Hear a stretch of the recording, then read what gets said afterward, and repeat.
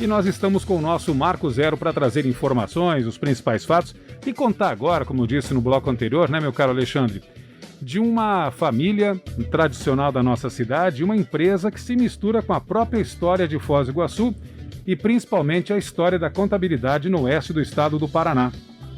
Sim, Moacir, nós vamos falar um pouco de tudo aqui sobre a De Paula Contadores, né, que completou 50 anos agora em outubro, mas muito mais do que falar sobre a De Paula Contadores, né, essa empresa que é uma das principais do setor no Paraná, né, uma das principais empresas de contabilidade do Paraná. A gente também vai conversar aqui com o senhor Derceu de Paula, que é o fundador da De Paula, mas também estamos aqui com a Elisângela de Paula e o Vassi Álvares, jornalista, que é o organizador do livro. Mas quem vai contar nossas histórias não poderia ser outra pessoa a não ser o senhor Derceu, que aceitou o nosso convite de vir aqui, né? A gente está tomando todos os cuidados, todo mundo com a máscara. Mas o senhor Derceu, ele não poderia... A gente não poderia falar do livro sem a sua presença. Muito obrigado por ter vindo aqui ao estúdio da Rádio Clube e ter aceito o convite. Bom dia, senhor Derceu. Muito bom dia aos ouvintes da Rádio Clube. Eu agradeço esse convite, né? Para mim é uma honra vir aqui ainda mais falar do livro, da história da De Paula. Fico muito feliz em ter sido convidado. Nós é que ficamos felizes pela sua presença. Moacir, já vamos mostrar aqui para as câmeras. Exatamente, vamos colocar na câmera aqui o livro em primeira mão, hein? E a Elisângela contava, só vira um pouquinho para não pegar o reflexo. Deixar a Elisângela mostrar, então. A Elisângela... Não, só um pouquinho. É isso. Aqui é a questão do reflexo ali, porque as letras são douradas, né? Então... Mas enfim, agora ficou bonito. A Elisângela contava que acabou de chegar o livro, então nós estamos quase mais adiantados que os próprios autores, os editores, enfim...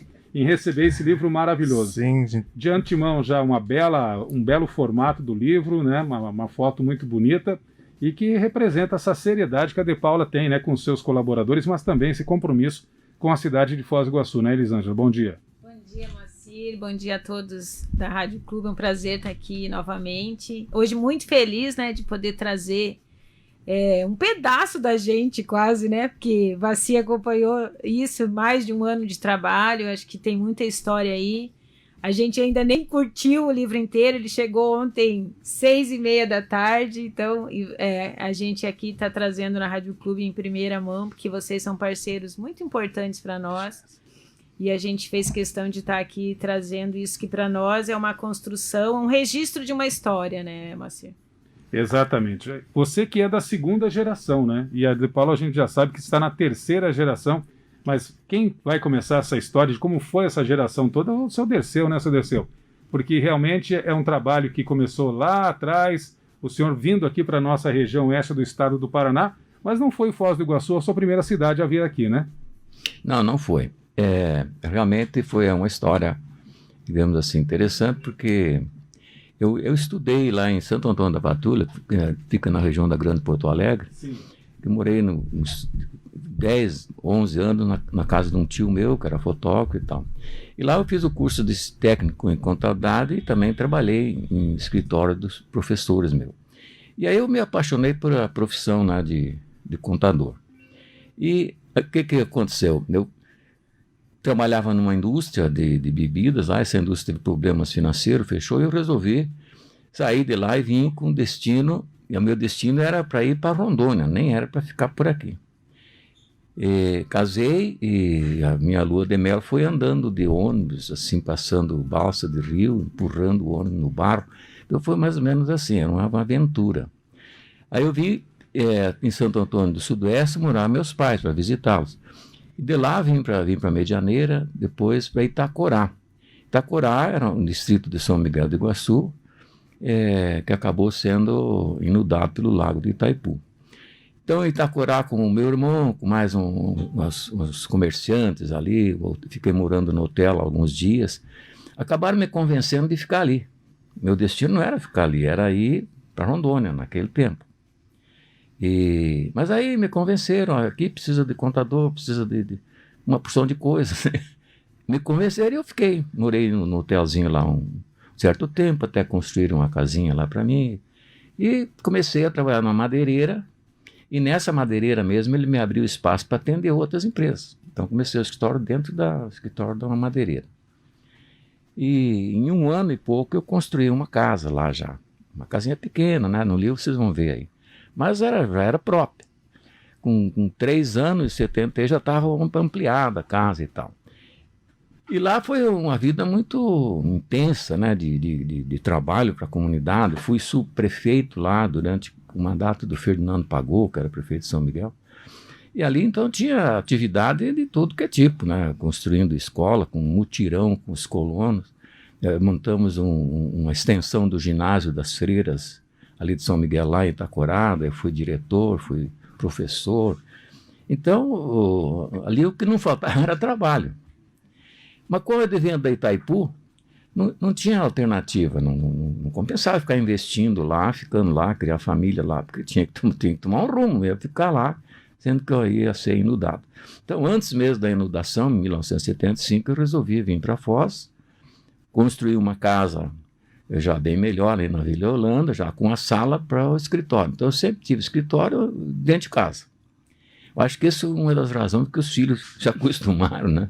Desde o começo com o escritório. O senhor foi um precursor do home office, então, sem saber. É isso mesmo, exatamente.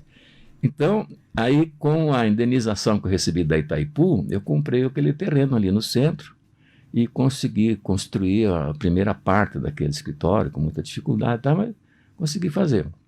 Eu morava em cima e tinha o escritório embaixo. E, então, essa vinda para cá não foi por acaso, foi quase que uma obrigação, uma exigência, porque se lá estava com os dias contados, aqui estava com um crescimento vertiginoso por causa da própria Itaipu.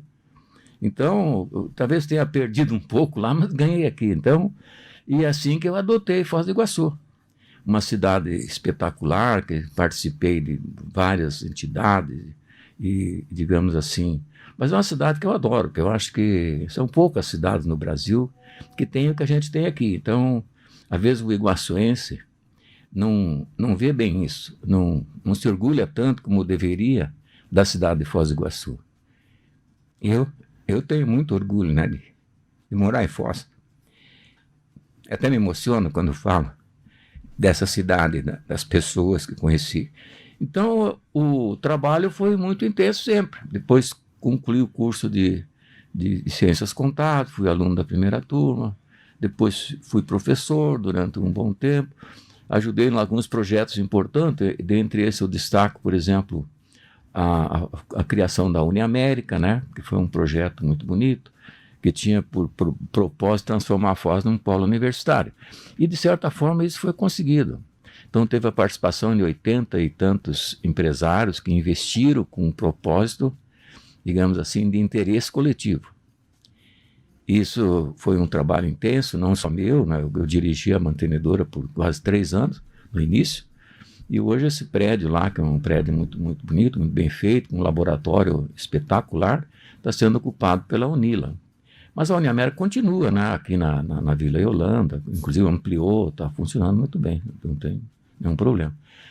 E entre outras questões aí, ligados a interesse coletivo, a associação comercial, sindicato dos contadores, associação, CTG, o Conselho de Contabilidade, onde eu fui delegado por quase uns 18 anos, eu acho. Então, o que não faltou para mim foi atividade, trabalho. E muita dedicação também à profissão, ao estudo. Na época, por exemplo, nos anos 70, tinha, por exemplo, muita mudança na legislação, porque havia um período de alta inflação e tinha tal de correção monetária de balanço, que era um processo complicado, difícil. Então, várias vezes eu tinha que pegar a Varig aqui, ia a Porto Alegre fazer um curso de 4 horas, às vezes de 8 horas, ou ia a São Paulo. Quer dizer, para se manter atualizado e dar conta do recado, não era muito fácil também, porque tinha que buscar conhecimento, e isso foi uma constante, né, em toda a minha vida de profissional. O senhor citou as contribuições para a comunidade, o senhor falou da Uniamérica, mas a sua participação também na própria Facisa também foi importante para a transformação da faculdade em uma universidade, né? Sem dúvida. Na Facisa eu fui monitor, quer dizer, praticamente professor, quando eu estava concluindo o 9º e o 10º período, quer dizer, eu não tinha me formado, e aí comecei a dar aula para as primeiras turmas de contabilidade, inclusive no início a turma de administração e contábeis fazia aula de contabilidade, tudo junto, eram 100 alunos numa sala enorme, sem ar-condicionado, né? Então não era muito fácil não, mas eu fui gostando também, porque já era professor lá em Itaporá, e aí participei ativamente de todas as questões que envolviam a faculdade, que era a antiga Facisa. Fui chefe de departamento, fui coordenador de curso por um período longo e com uma atuação muito firme. Então a gente tem um maior prazer de poder, digamos assim, afirmar que formamos digamos assim, uma centena de profissionais que são atuantes. Então as turmas que se formaram na Facisa nesses primeiros anos, praticamente todos exercem a profissão, ou como um escritório, ou em empresas, o que não é comum em qualquer curso superior. Então, havia muita seriedade. Também entrava 40 alunos, se formava 12, formava 8, formava 15, mas formou profissionais. Então, eu tenho muito orgulho disso. Enquanto o senhor Derceu dá uma respirada e a gente passa um pouco a bola para a Elisângela, quem manda os parabéns aí pela sua história é o Fernando Costa, né, o diretor-geral lá do Hospital Ministro Costa Cavalcante. Diz que são parceiros de longa data. Parabéns pela trajetória aí, diz o Fernando Costa, lá do Hospital Costa Cavalcante. Muito obrigado, Fernando. Ele é um grande parceiro da Adepal. Passando a bola então para a Elisângela. Elisângela, eu queria falar um pouco sobre o livro, né? Antes da gente aprofundar um pouco na empresa, no escritório, nos 50 anos, mas falar sobre essa ideia de materializar toda a história do seu pai, né? Do senhor Dirceu e também da De Paula em um livro. Qual que é a sensação agora de acabar de pegar o livro em mãos? Eu tenho vontade de ter uma caixa embaixo do braço e todo mundo que eu encontrar distribuir um, né? Então, o livro fazia tempo que eu fazia uma provocação para o pai dele escrever um livro, até mesmo antes da história dos 50 anos. Ele já tinha começado algumas vezes, mas não saía, né, pai? E eu já tinha passado a experiência de escrever um livro que foi na CIF, né, Alexandre? Quando a CIF fez os 60 anos, a gente construí um livro da Associação Comercial e eu já tinha tido um pouco desse prazer de como é bom resgatar a história, né? Como é bom relatar o que foi construído até os dias de hoje, né? E aí eu entendia que não ia sair o livro se não tivesse apoio de alguém como foi o Vaci, né? Falei, pai, a gente precisa de alguém profissional, né? E aí o Kiko, que é muito meu amigo, falei, Kiko, me acha um cara bom aí para fazer esse livro sair. E o Kiko indicou o Vaci, a gente conheceu, e o Vaci foi uma peça fundamental aí na construção, que, através de entrevistas com o pai, provocando, e o livro foi sendo construído. Tem muita história no livro que eu não conhecia, né? Que os primeiros rascunhos que o Vaci mandava, eu falava, nossa, que coisa legal, né? A história da família do pai, é legal ouvir isso, né? Isso parece que te constrói melhor, né? Você conhecendo toda a sua história. E o livro é uma mistura, né, Alexandre? Começa com a história do pai, mas termina com os 50 anos da De Paula, porque a nossa família, certo ou não, é tudo muito misturado, o que é família, o que é trabalho, né? Essa que é uma questão que a gente sempre brinca aqui na rádio, né? Porque outras empresas procuram diferenciar, não, a família, o trabalho, né? E vocês é aquela família envolvida com o negócio, sabe? Né? Então o pai tem é mérito dele, né? Tá, claro, os 3 filhos na empresa, a gente se dá muito bem. Claro que tem os arranca-rabo lá, né? Mas como teria com qualquer outro profissional, né? Já tem os 3 filhos e já tem 4 netas na empresa, né? Então, acho que... E o livro fala disso, fala um pouco do jeito da gestão da De Paula. Então, a gente procurou também dividir com quem tem interesse de saber o que a De Paula faz para ter essa motivação, ter 50 anos com uma motivação de debutante, né? Porque é assim que a gente se sente, né? Tem 50 anos de história, mas a empresa tem um sangue inovador o tempo todo. E a gente percebe que esse gosto pela contabilidade é uma coisa imposta, né? Você vai ter que seguir com o que eu determinei, com o que eu comecei lá atrás. Parece que até numa oportunidade aqui na Rádio Clube, você contou da sua filha, né? Começou no direito, mas foi migrando e aos poucos estava na contabilidade, contrariando até o desejo do próprio pai, do Dr. Ricardo, né? Ele tá te ouvindo aí, então, ó. Ele acabou de me mandar mensagem. Eu acho que assim, ó, por exemplo, para nós não funcionou o home office, né, Moacir? Valmir, porque parecia que perdeu a conexão. Então, assim, as pessoas realmente gostam de estar lá na De Paula, acho que sentem isso, né? Tem uma galera hoje lá embalando o livro com a fita dourada, preparando. Hoje é sábado, tá um dia lindo e o povo tá lá. Então, assim, eu acho que essa conexão que a gente tem, o livro fala um pouco disso, né? Mas são histórias lindas, muita história engraçada, né? Eu acho que o livro ficou gostoso de ler, em função das histórias engraçadas que tem aí. Desde receber honorário com leitão, né, pai? Deixar o carro todo sujo e a minha mãe querer matar o pai. Até histórias, né, do que foi feito, do que se tentou fazer. Quem está nos assistindo está vendo ali uma foto no livro. Essa foto é da sua família, seu Da Dirceu? minha família. Aí eu tinha... O senhor está em qual nessa foto? Quem é o senhor? O de preto o primeiro em pé Esse rapaz na aqui. esquerda. Na Isso. esquerda. O primeiro em pé à esquerda. Essa foto eu tinha 14 anos aí. Olha só. Marcelo, interessante é porque assim, o livro começa justamente dentro disso que a Elisângela e o senhor Dirceu apontaram, que é a história da família, dos pais do senhor Dirceu, de todos os irmãos, em 9, né? 9 irmãos, e depois dessa vinda dele para cá. Então ele já quebra, porque ele não começa com a questão empresarial de cara, né? Ele vai contar a história, né, dos antecessores, e isso ficou, acho que é um lance legal, porque dá aquela quebrada na abertura do livro, para trazer toda a linha cronológica, e aí sim depois trazer, como a Elisângela falou, uma empresa de 50 anos debutando. A questão é que a De Paula é uma consequência da história, né? Das pessoas, né? É uma empresa de serviço que depende muito das pessoas.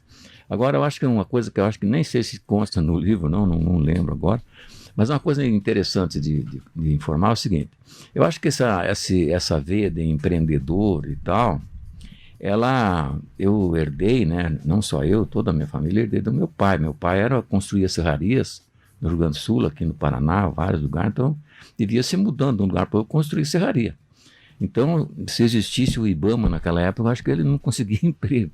Mas, afinal, ele nunca teve uma carteira assinada. Meus irmãos também não. Eles tiveram quando montamos uma indústria madeireira em Itacoraia, e alguns deles foram contratados com carteira assinada.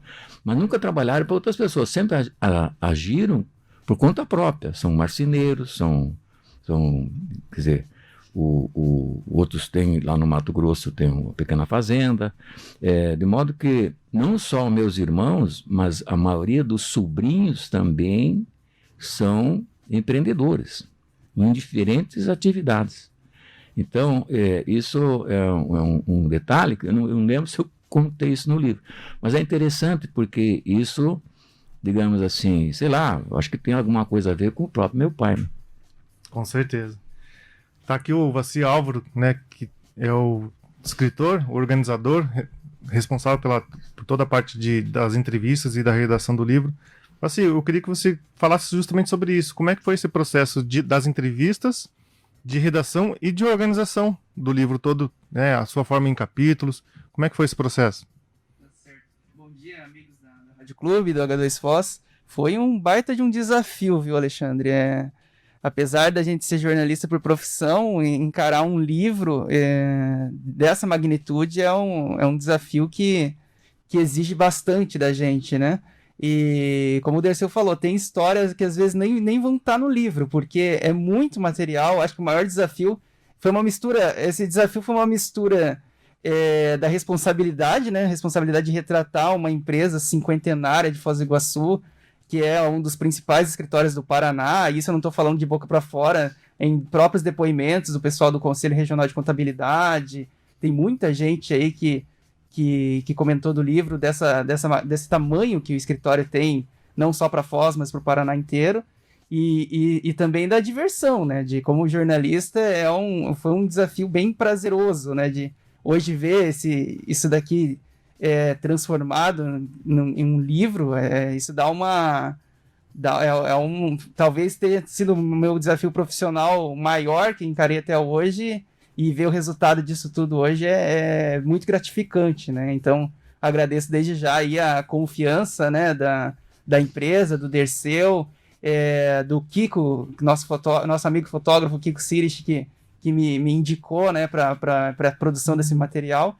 Então, antes de tudo, né, exige muita confiança, né? Então a gente atua num papel aí de bastidor, de coadjuvante, né, fazendo essa organização, mas o maior desafio é transformar todo esse material num livro, e com certeza muita coisa ficou de fora, muitas pessoas ficaram de fora, com certeza, apesar da gente tentar, além dos depoimentos do Dirceu, da família de Paula, a gente pegou depoimentos dos principais clientes aí, mas com certeza muita gente ficou de fora. Eu acho que agora a Elisângela Dirceu, lendo o livro, vai ver, mas faltou isso aqui, faltou isso aqui. Mas é complicado. A gente fez um livro aí de 200 e tantas páginas, mas eu tenho certeza que poderia render 1000 páginas tranquilamente, porque tem muita história.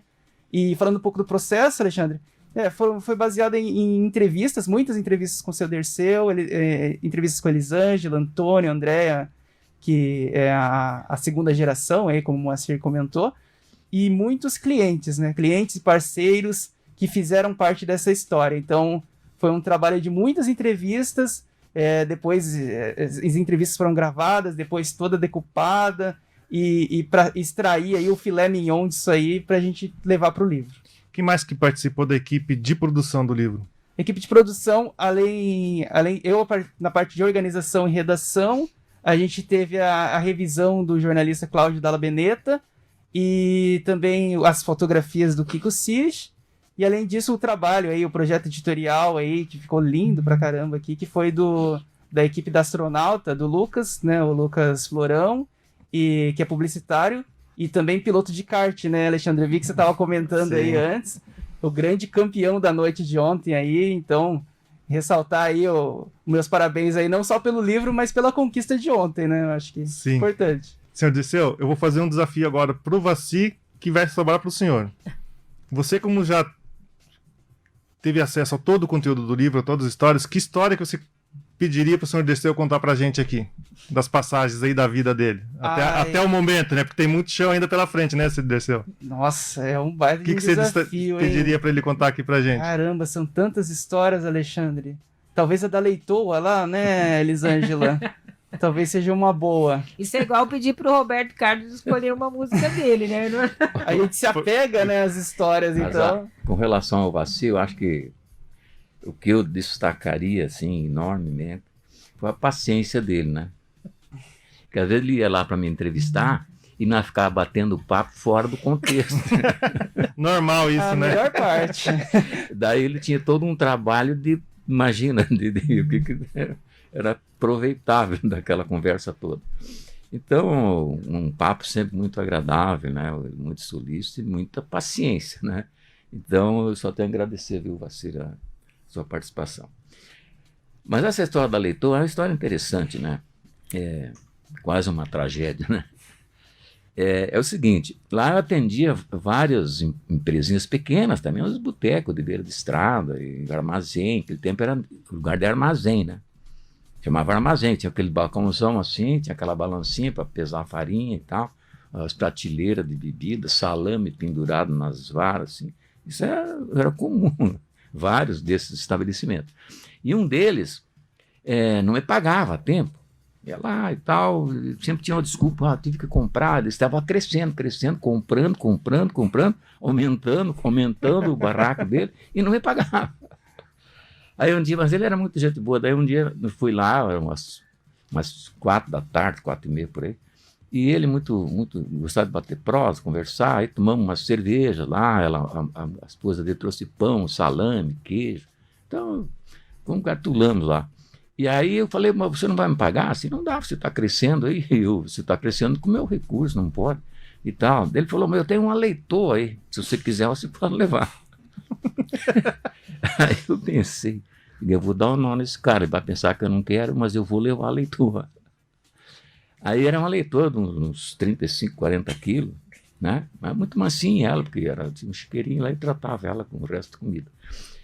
Aí maneteou a Leitoa e coloquei atrás no Fuca, tinha um Fusca, no banco do carona, assim atrás do banco, com as perninhas amarradas assim naquele...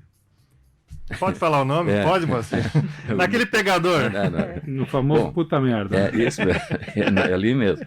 Então, e E fui para casa. Aí o leitor começava a se mexer, dava uma espiga de milho para morder. E cheguei em casa. Mas só que eu cheguei em casa já eram umas quase 9 da noite, né? E aí chego, a Beatriz, né, minha primeira esposa, a mãe da Elisângela, veio me receber lá e já senti o cheiro do porco na garagem. A garagem, você viu uma foto aí? A garagem é do lado da casa, emendado, assim. E era um desastre, né? Porque eu não estava sentindo nada. Acostumou, né? Foi treinando com o cheiro. Mas ela veio ali e me botou a boca. Você não vai entrar dentro de casa hoje de jeito nenhum. Aí eu pensei, não, mas eu vou resolver isso aqui. Aí eu tinha um cliente lá em Sol de Maio que era porcadeiro. Porcadeiro é que negocia porco. Eu tinha um caminhão porcadeiro. Comprava porco, comprava cereais. Tinha uma cerealista também. Digo, eu vou lá vender essa leitura para o Natal Basso. Ele mora lá em Itaipulândia ainda, tá vivo, está lá. E de quem eu tenho muitas boas lembranças. Aí fui lá, cheguei na casa dele, sabia onde mais me der, que é na janela do quarto Isso dele. na mesma noite. Batia na mesma noite. Bati, demorou para ele me atender. De repente ele abre aquela janela de 2 folhas, assim, ó, abre e vem com uma 12, 2 canos, assim, ó. Aí eu gritei, não, seu Natal, sou eu, tá. Daí ele me xingou, o que você vem fazer aqui essa hora? Você tá louco? Já estava deitado. Eu digo, não, eu tenho uma leitura para te vender. Daí ele ficou mais bravo ainda.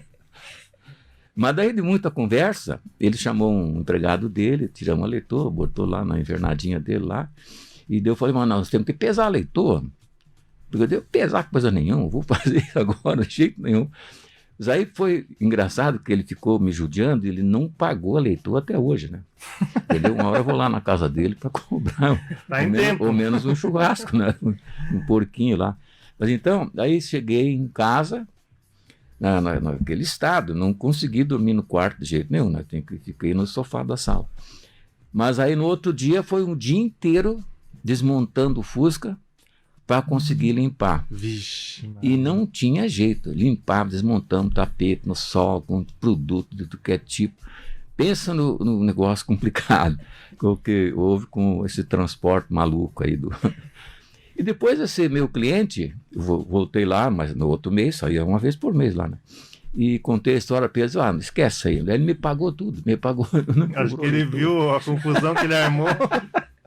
Então, é interessante. Mas no interior é assim que funciona.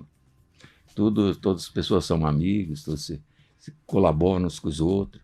Quando alguém enterra o carro na estrada, os outros vêm e empurram, ou arrumam uma junta de boa para empurrar. Então, a convivência naquela época, nesse interior, era muito cordial, muito bacana, né? De todo mundo se dar bem, né? E todo mundo se preocupar um com o outro. É assim que é bacana. Nessa linha que eu queria perguntar para vocês dois, mais para o senhor, né, como esse tempo todo de trabalho, de vida dedicada a De Paula Contadores, mas também de construção em várias frentes aqui na comunidade de Foz do Iguaçu e na região, eu diria que tem de aprendizado, o que o tempo ensinou para o senhor? Olha, ensinou algumas coisas, né?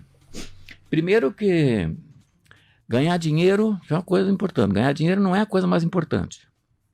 O dinheiro tem que ser sempre uma consequência do que você faz, né? Do que você produz para a sociedade, para os outros, né? Então, é isso. A outra coisa importante é que o aprendizado e que a gente adquire é um dos valores de maior importância, né? A estudar, aprender para poder exercer com competência a profissão da gente. E também quando você ensina, você é professor, ensina, dá palestra, eu dei palestra para esse Brasil todo sobre automação do escritório, já nos anos 80, 90. Digamos, você transmite conhecimento, você não espera que ele seja devolvido. Então, você transmite e esse conhecimento, na maioria das vezes, se multiplica. Então, isso é que é importante, né? Então, esse livro, por exemplo, eu espero que possa contribuir de alguma forma para estudantes, para pessoas que querem, não só a profissão de contador, só a contabilidade, outras profissões. Se a pessoa quiser mesmo fazer, se dedicar e tal, consegue. Tem espaço, né? Hoje, com essa evolução toda que teve, as coisas são muito diferentes do que eram lá em Itacorá, muito diferente. Mas tem espaço, é uma profissão, ao caso da contabilidade, que está sendo valorizada cada vez mais, é necessária, nesse contexto de tecnologia e tal, então há um espaço enorme para crescimento. Eu espero que seja proveitoso para alguém, né? Pra vocês terem uma ideia, lá em Itacorá, em 1973, eu nem sei se contei isso também, eu comprei uma máquina de contabilidade que foi importada da Itália, através de uma importadora lá de Joinville. Eu paguei a máquina e levou 6 meses para receber. Essa máquina só tinha aqui no Banco do Brasil, na Paraguaçu e na cooperativa lá de Cascavel. Ninguém mais tinha. Então, os próprios que foram entregar a máquina falaram, mas é aqui que tem que entregar essa máquina, eram os corzinhos pequenos. Digo, é aqui mesmo. Por que eu comprei? Porque um professor meu lá de coisa tinha trabalhado numa máquina dessa lá em Porto Alegre e falou, essa máquina que é o... Essa máquina era tão boa, tão eficiente, tinha 2 memórias mecânicas. Olha só, em 73. 73. Então, ela facilitava porque ela levava a soma do débito e do crédito já pronto. Então, tinha um ganho de produtividade muito grande. Então, o investimento em equipamento a gente sempre fez na medida do necessário, a gente nunca economizou com isso. Fez 2 tipos de investimento: equipamento, tecnologia e nas pessoas, né? Eu acho que o nosso maior patrimônio lá são as pessoas. Então, isso é da maior importância, ainda mais nessa profissão. Porque a gente tem que ter pessoas sérias, aí não é permitido achar qualquer coisa assim, mais ou menos. Tudo tem que ser correto, 100%. Não tem desculpa para ter alguma coisa incompleta. O jeitinho brasileiro. Não tem. Lá na De Paula não tem mesmo. Né? Justamente nessa linha de tempo, assim, o senhor Dirceu colocou da parte do começo da fundação da De Paula, das calculadoras, das máquinas de escrever, e hoje a De Paula totalmente informatizada, trabalhando em inovação. A gente já conversou aqui até mesmo no começo da pandemia, como foi colocar 90 pessoas em home office. Como é que estão os processos e como é que é ver essa história desse início, tudo não digital, e hoje tudo no digital, tudo online? Acho que é um processo mesmo, você já falou, né, Alexandre? Acho que é legal, por exemplo, a gente tem hoje mais de 100 funcionários e tem uma galera mais nova, né, que com 20 e poucos anos, né, e eles também conhecerem essa história, tudo que foi... como é que se chegou até aqui, né? Como é que os investimentos feitos, a gente não tem ditado mais certo que a gente colhe o que planta, né? E eu acho que o livro mostra muito isso, né? As dificuldades, o pai sempre foi um visionário, sempre esteve à frente do seu tempo, nunca deixou de fazer os investimentos corretos, às vezes até em detrimento da própria família, falo de tempo também, né? Não só de recurso, então... acho que é tudo um processo mesmo, e o livro registra muito isso. A gente sente o orgulho da meninada lá do escritório mais nova de ter contato com isso. Eu participo disso, né? Essa sensação de pertencimento, né? Nós passamos ali agora levar o livro para o Carlos Moretti, que é nosso cliente há muito tempo do Centro Óptico. Assim, ele está no livro, dá um depoimento. E assim, é a sensação de, estamos juntos, faço parte disso, né? Apesar de ser a história do pai, do escritório, tem muita gente aí, né? E é legal ver que as pessoas se sentem parte dessa construção toda, né? Isso é muito legal. Aliás, tem muita história de cliente aí que nem eu sabia, né? Teve gente que virou cliente porque o pai reprovou ele como aluno na... Ah, é? Tem mais isso ainda. Reprovou ele, falou, esse cara deve ser sério, me reprovou por falta, né? Virou cliente. Então tem história que a gente não sabia, né? Mesmo de cliente. Tem vários clientes e é legal ver esse crescimento das empresas, né? Tanto da De Paula crescendo, quanto dos próprios clientes. Esse processo conjunto. A gente sempre teve uma preocupação quase que principal, de fazer de tudo para que o cliente... o empresário, a empresa se sustente, cresça, gere emprego, gere renda. Então, essa é uma preocupação que sempre existiu e cada vez mais. Agora, ainda mais, com essa pandemia, por exemplo, a Elisângela pode explicar aí, a equipe toda, a Elisângela principalmente, se desdobraram lá em ajudar as empresas a manter o emprego, a apresentar todas as possibilidades que a legislação foi se adaptando, a questão do financiamento, a questão dos recursos, achando uma maneira dessas empresas se manterem. Eu acho que nesse aspecto a gente conseguiu, né, sucesso, porque a gente atende praticamente quase 6 mil empregados, considerando lá o hospital, a Unimed e tal, que a gente atende. Então é um contingente de pessoas que dá quase 10% dos empregados carteirizados da cidade.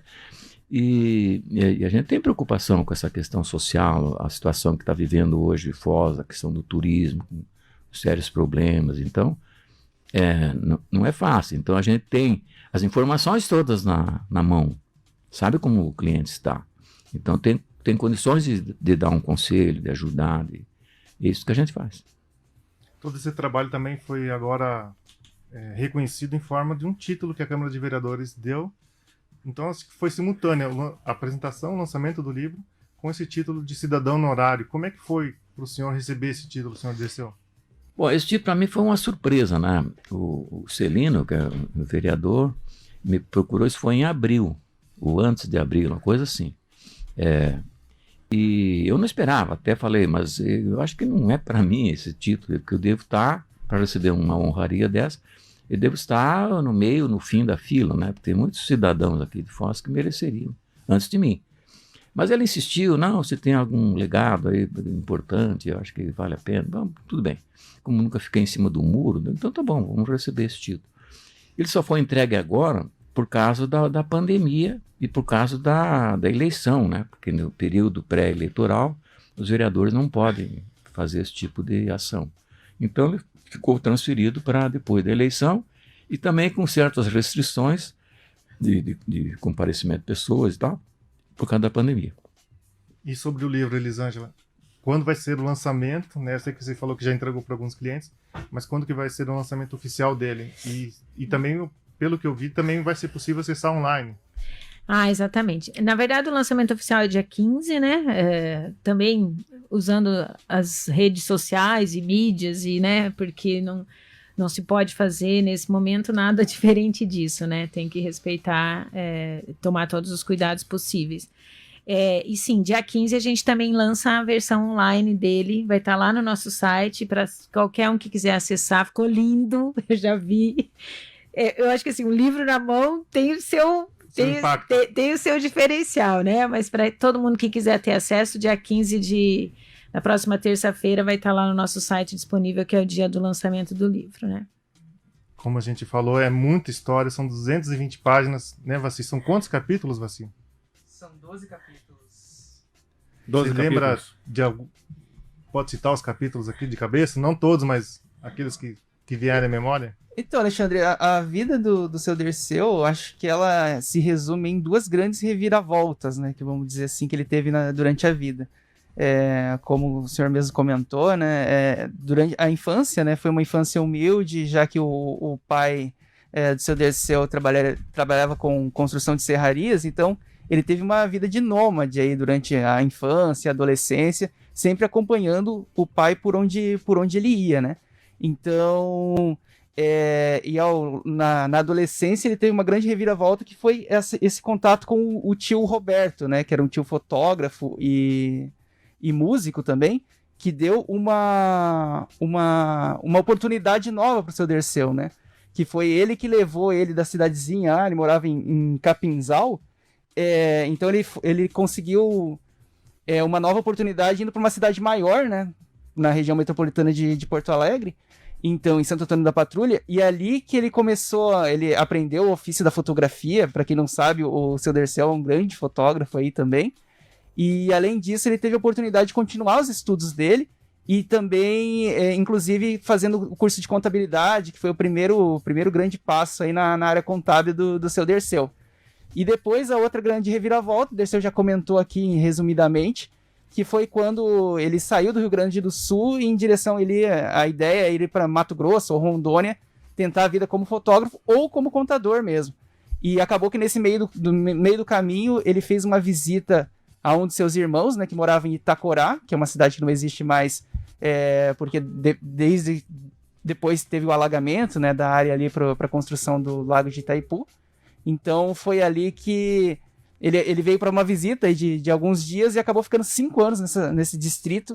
E nesse distrito ele, enfim, exerceu inclusive a função de subprefeito desse distrito, fazendo participando da luta aí do distrito por várias causas na área de educação, segurança, etc.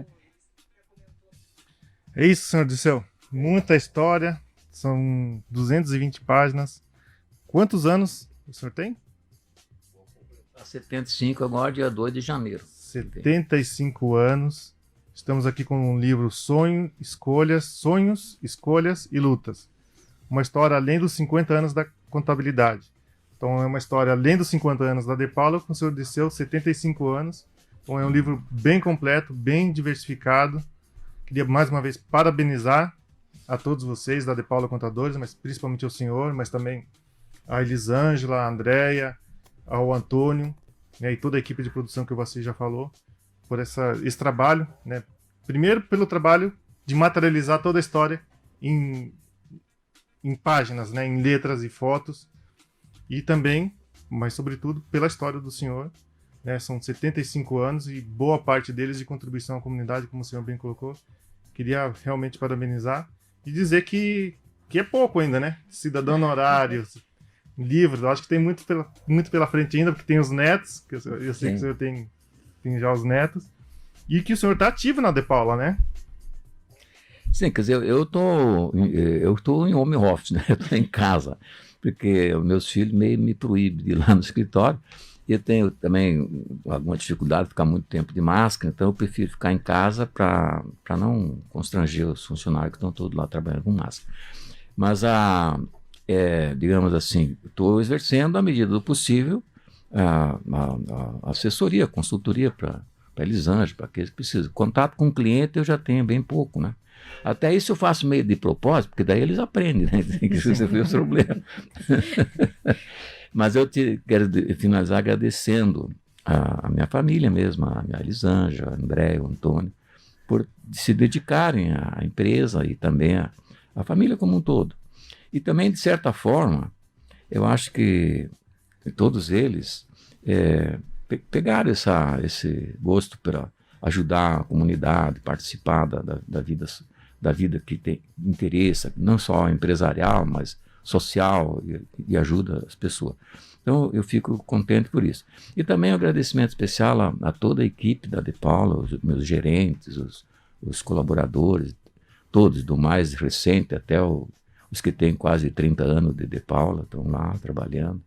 Muitos deles pegaram na De Paula o primeiro emprego e estão lá até hoje, são profissionais, se formaram.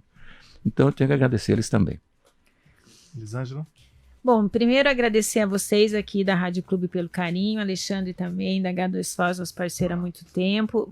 Já que o pai agradeceu a equipe, a família, eu vou agradecer então a quem ajudou a gente a materializar essa história, que é o Vaci, o Kiko, o Lucas, né? Esses três aí tiveram muita paciência.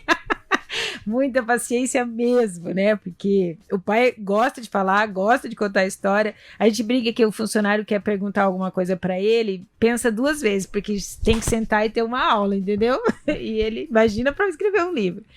E o livro realmente, eu sou suspeita, né? Mas até pelo pai ser fotógrafo e ter amor por essa fotografia, tem muita foto aí histórica, né? Isso que é interessante, que não é comum, citar, né? sabe?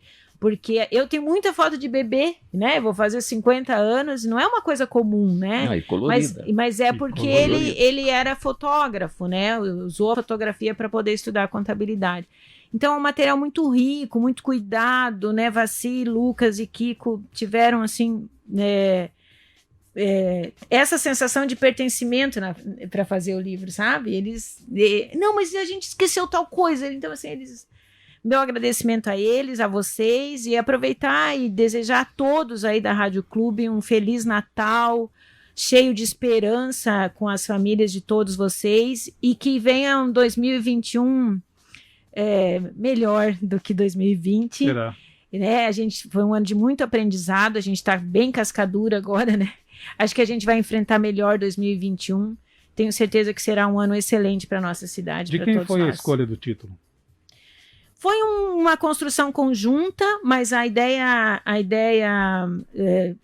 primeira do título foi do Lucas, da Astronauta. Muito bom. Sonhos, escolhas e luta, que é o que margeia a vida de um homem, né, no decorrer da sua vida. Eu quando ele me apresentou, eu não consegui fazer nenhuma crítica. Ficou assim mesmo. Maravilha. Então, parabéns aí também ao Lucas pela escolha, além de todo o trabalho de diagramação e projeto gráfico, pela escolha do título. Título muito bonito. A Lucélia Lecheta está conosco na live lá da Rádio Clube, diz que é muito legal ver a história do seu Derceu materializada em livro, e ela quer um exemplar autografado. Olha aí, viu? Lucélia, ex-presidente do CRC Paraná, fez o prefácio do nosso livro, né? E eu estou judiando dela, eu digo que ela tem que vir buscar, por isso que ela está usando a rádio agora, você. Viu? Agora ficou mais sério o negócio. Apelando já. E o Jorge Ricardo Kuhn, não sei se você conhece ele, Elisângela, está dizendo que é uma maravilha realmente essa história. Manda saudações coloradas. O seu Derceu também é colorado? Ele tinha que ter uma falha, né? Infelizmente, Derceu, né, Marcelo? Você é gremista, né, Elisângela? Claro. Você Derceu, como é que é ter uma filha gremista, o senhor sendo colorado? Puxou para a mamãe? A mamãe era gremista? O vô, meu pai da minha mãe. Não era, mas o pai dela era doente pelo Grêmio. Olha aí, viu? Senhora. Uma bela história. Só para encerrar, né, Alexandre, eu acho que o senhor passou por tanta coisa e tem essa experiência de vida, são 75 anos. A cidade de Foz do Iguaçu é uma cidade diferente das demais, né? Sim. É uma cidade que de tempos em tempos passa por um ciclo. Foi vários ciclos, nem precisa citar aqui quais deles. Sim. E aí a mensagem que o senhor deixa para o jovem hoje de Foz do Iguaçu, para aquele cidadão que está começando agora a sentar no banco da faculdade, pensando se vale a pena ficar em Foz do Iguaçu, vou embora de Foz do Iguaçu, qual é essa mensagem? Uma mensagem que eu acho que vale a pena, sim. Existe muita, digamos, expectativa em relação ao crescimento de Foz do Iguaçu. Eu acho que tem setores que estão, independendo da pandemia e tal, estão investindo, hotéis e outros equipamentos industriais. Tem uma proposta de desenvolvimento na área de tecnologia, de startup nesse tipo de empreendimento. Então, eu acho que Foz tem tudo para, digamos, crescer. Então, não é necessário sair de Foz para quem quer empreender. Até porque hoje, com essa questão da facilidade de comunicação, de transferência de dados, etc., então o lugar que a gente está para trabalhar não faz muita diferença. Então, você tem que ficar onde é agradável, onde se sinta bem, onde tem a segurança, onde tem a sua família, né? Porque nós atendemos hoje empresas lá de Espírito Santo, do Rio de Janeiro, da região aí, e se tiver um cliente lá de Fortaleza, a gente atende, não tem problema nenhum. Então, eu acho que esse aspecto da tecnologia estimula as pessoas a escolher o lugar certo para morar. E Foz é um lugar bom, é uma cidade agradável, com muitos recursos e atrativos na questão social. Nós estamos aqui perto da Europa, né? Em termos de comprar produtos, etc., nós temos lojas que não perdem para as lojas lá da Europa. Então, isso não é para qualquer um. Além das belezas naturais, da questão da Itaipu, que agora, felizmente, né, está fazendo grandes investimentos na cidade. Isso vai trazer mudança, vai trazer progresso, sem dúvida nenhuma. Então, eu vejo como positivo pensar em ficar aqui. Agora tem que se preparar. Não existe mais espaço para meia boca, digamos assim. A pessoa que vai fazer alguma coisa tem que ter foco e estar preparado para aquilo, ter o recurso para aquilo. Se ele não tiver, tem que procurar parceiro que tem. Mas é assim que funciona, é assim que as coisas crescem. Tá certo. Mais uma vez, obrigado, Vassi, obrigado, Elisângela, obrigado, senhor Dirceu. Só desejo muitas mais histórias que possam ser contadas, né, vividas e contadas, registradas por mais 50 anos. E muita saúde, muitas alegrias para todos sempre. Obrigado. Eu que agradeço muito. Marco Zero, onde tudo começa.